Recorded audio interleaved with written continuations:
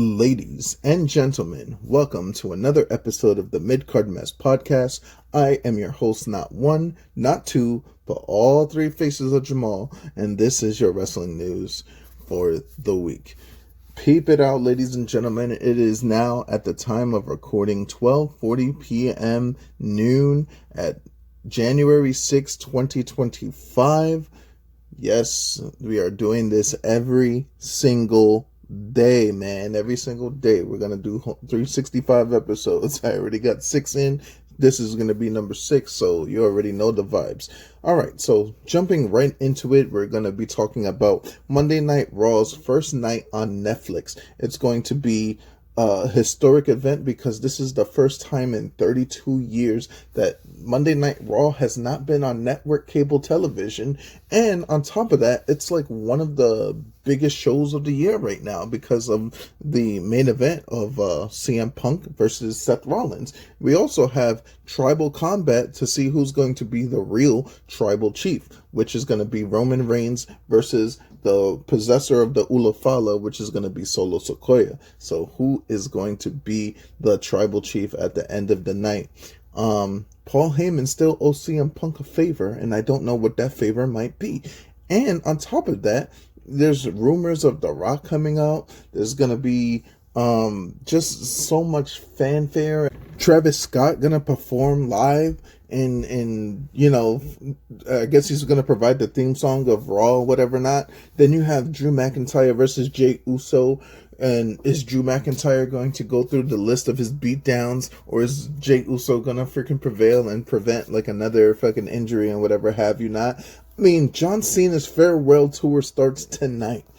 And also the Women's World Championship match is on tonight. But that's like so much stuff that's about to go down. I'm gonna give you guys my thoughts on what I think might happen. But before I get into all of that, I just want you guys to just a little reminder. I'm posting this on SoundCloud. I'm posting this on YouTube. I'm posting every single day. Please, if you can, I know it's not asking for a lot. You can just like it. You can share it. Please subscribe to me on YouTube at Three Faces of Jamal, so that way we can get this building up and everything like that. I know I've lost traction in the past, but that does not matter because we are talking about the future, and the future is now. Okay, so that being said, let me talk about Raw on Netflix and the preview. So, other than Travis Scott probably going to kick off the show with the new Raw theme, which you're going to see on Netflix. I don't know, man. Like, there's John Cena. Let's talk John Cena for a second. This man is about to retire this year or next year or the next upcoming year and stuff like that. So he's talking about, like, this is going to be his last moments in time. Now, I don't know if it's going to be from now to WrestleMania, or if he's doing from now WrestleMania all the year 2025 and into next year's WrestleMania. I don't know, but at the end of the day, it's John Cena's decision to do what John Cena wants to do. So there's a lot of guys that I would like to see Cena face before he goes. I mean, as I've said on this podcast a few times, there's a lot of people there in wrestling that just really needs to pack it up. I just talked about Jeff Jarrett the other day, Hiroshi Tanahashi as well, even though Tanahashi still does what he does. Jeff Jarrett didn't look too bad in the ring, but there's just some people that just gotta go. John Cena is not one of these guys, even though he's getting up there. And he's not as up there as like a Great Muta or a fucking Hiroshi Tenzan or somebody like that. But, he's in Shibata level. And even then with Shibata, it's like, if you feel good, if you still feel like you can wrestle, then go ahead and do that. But at the end of the day, we just need some new blood. But this is not the case for John Cena, because John Cena can make or break somebody's career with a win or a loss at this point, because John Cena is who he exactly is. He's John motherfucking Cena.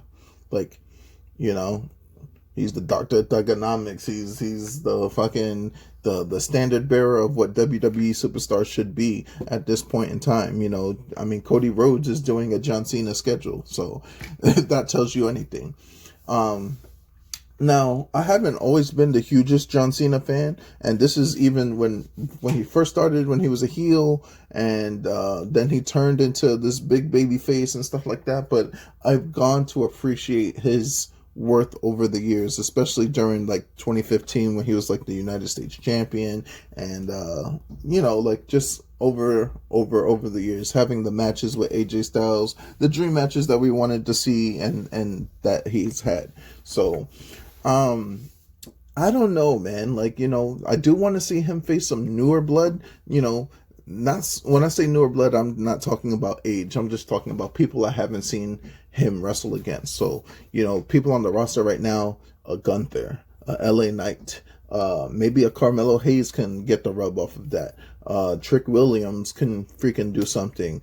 Braun Breaker, that would be a fucking big moment. Let Cena fight Braun Breaker for a title he's never won, which is the Intercontinental Championship. Let him go after the Intercontinental Championship, build all those Intercontinental Championship guys, like a Ludwig Kaiser, or like anybody that's about the challenge and stuff like that. You can have him go against Karrion Kross. You can have him do some Wyatt Six stuff, due to Bray not being here anymore. I mean, like, there's just so many things that John Cena can do. It's just on what he kind of wants to do versus what the WWE wants him to do. So we'll see. Allegedly, Logan Paul is going to debut a new member on the Monday Night Raw roster, and I have no idea who that may be. It could be somebody from NXT. I did mention Trick Williams earlier. It could be even Trick Williams' significant other, Lash Legend, with freaking Jakari Jackson. And maybe Metaphor comes to Monday Night Raw. That they fit into the Logan Paul kind of line of character and whatever not. So who knows? I mean, like, is there somebody from Pro Wrestling Noah that can come over? Like, Omos could be re-debuting, and then he can bring the GHC Heavyweight Tag Team Championships with him. Probably bring Jack Morris along. Team 2000, they have, Ozawa will come as the GHC Heavyweight Champion. Like, we shit, man. Netflix is a game changer. You could literally do almost anything at this point. I tell you who it's not going to be, because he's going to be in the segment that I'm about to talk about right now, and that's Rey Mysterio has to choose a partner to face the New Day. So obviously the New Day packed Big E the fuck up, and we haven't seen them wrestle in some time, but being that they are the newest bad guys, and they're turned heel and everything like that, Rey Mysterio needs a partner.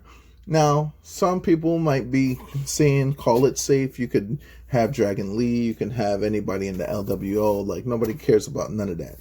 All we care about is Penta El Cero Miedo. Like, he's going to come. And we don't even know what he's going to be. Is he going to be just Cero? Is he going to be Pentagon Jr.? Is he going to be Penta El Cero Miedo? Is he just going to be Cero Miedo? Is he going to be Miedo Ciero? I don't know what he's going to fucking do. But whatever he presents himself as, Rey Mysterio has him in the partner in his back pocket. So hopefully that falls into fruition. But even if Rey does the predictable and picks like a Dragon Lee or a Joaquin Wilde or a Cruz del Toro or somebody like that, Logan Paul could probably debut freaking Pentagon and see that, like, it could vice versa. So that's my thoughts on that. Now, we have come to a conclusion for Liv Morgan and Rhea Ripley, and this has gone along long enough. I'm not a fan of Liv Morgan. I'm just going to say that right out the gate, but I respect her fucking gangster, because, in the end, all she did was say what she was going to do, and that's take Rhea Ripley the fuck out, just like Rhea Ripley took her the fuck out. And that's what she's done. And she's taken everything from him. Even Dirty Dom took the Judgment Day away, took Dirty Dom away, took the championship away, and Rhea Ripley has to answer for those consequences that she's done. She's not only taken out Raquel Rodriguez, but she's taken out freaking Liv Morgan. And that was when, Judgment Day was just Inception type stuff. So, everything that Rhea Ripley had done to her, she actually deserved. But at the same token, this shit has to end. There can only be one person on top, and is it either going to be Mommy or is it going to be Liv? So we will see.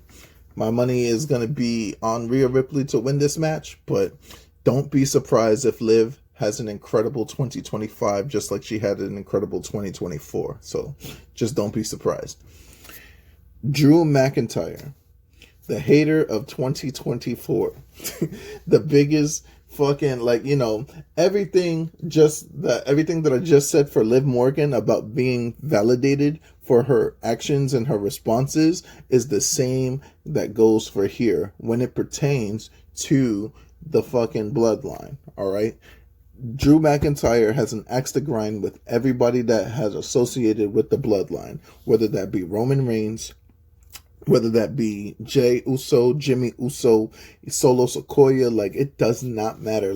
Everybody, Sami Zayn, he has an axe to grind, and it's freaking valid. He's been screwed over too many damn times. I mean, say what you want about WrestleMania that happened last year, but that was he lost his focus. He lost his focus because of CM Punk, and CM Punk showed his colors by teaming with Roman. So you could see the anger on him. Drew McIntyre's validated in the way his thought process is when it comes time to handle business. But main event Jey Uso is not going to take that shit lying down. We already know he's about to give Drew McIntyre this yeet down, but is he gonna overcome and prevail? I don't know. And then there's just so many variables because do the bloodline show up and attack Jey Uso and help Drew McIntyre win this match? Do they attack both Drew McIntyre and Jey Uso to send a message? It does, Jacob Fatu in WWE is crazy, Tama Tonga in WWE is crazy, so it is what it is type shit. So speaking of the bloodline, there will be a tribal chief named tonight. Is it going to be Solo Sikoa or is it going to be the OTC Roman Reigns?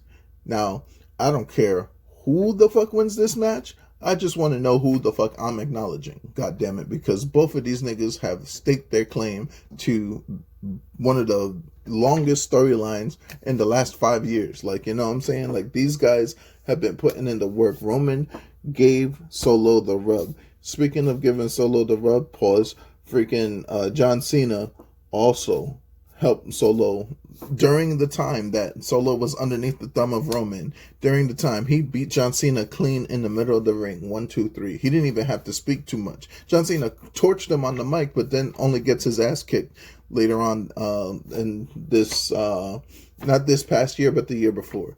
But jeez, man, Solo Sikoa is out here looking like a fucking star, and this is how you build stars.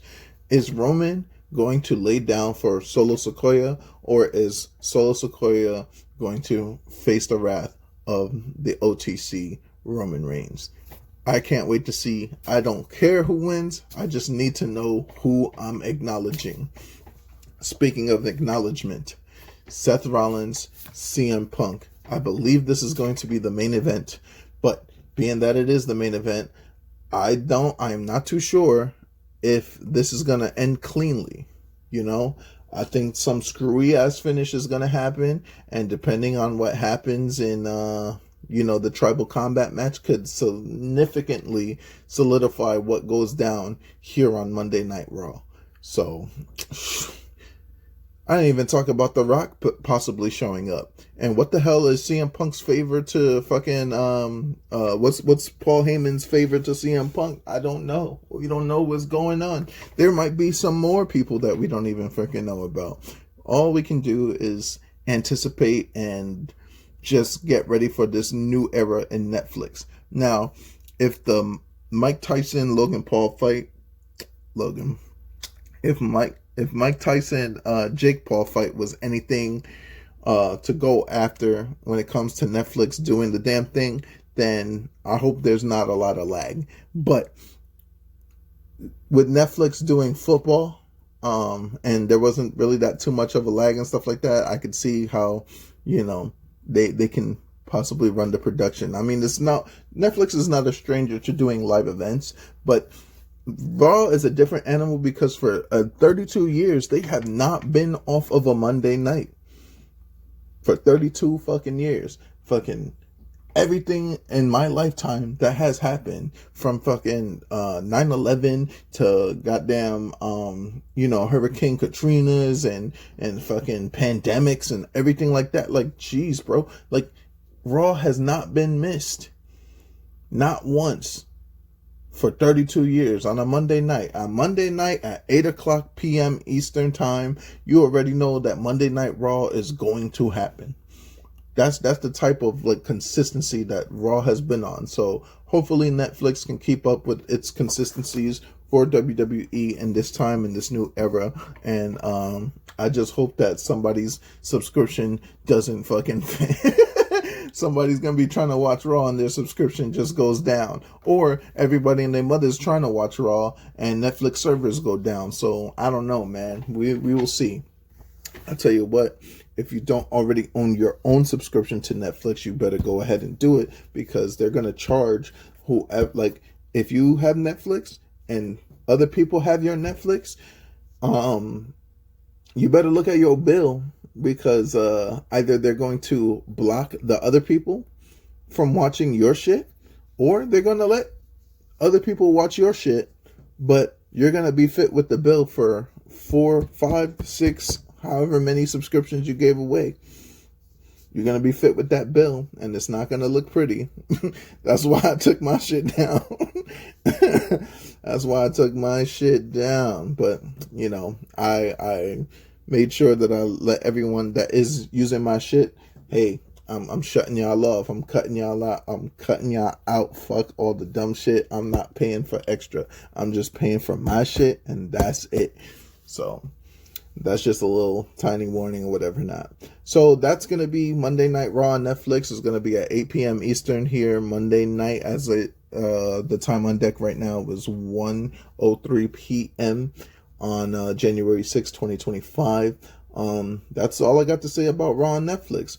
Now, I was going to talk about New Year's Dash, but I think that a little bit of New Year's Dash is just going to be overshadowed on the back of Monday Night Raw. So if you want New Japan news for New Year's Dash, I will be hinting on it on the next New Japan show, whenever that is. I got to check the schedule, but I will be doing recordings every single day. So eventually I'll get to New Year's Dash and why whatever is going to happen in New Japan is going to happen and stuff like that. So just be on the lookout for that. Please, again, the Midcard Mess podcast, it's on YouTube now every day. I'm on SoundCloud right now. I'm trying to get the Spotify back up. I don't know what's going on with the Spotify, some wonky ass stuff.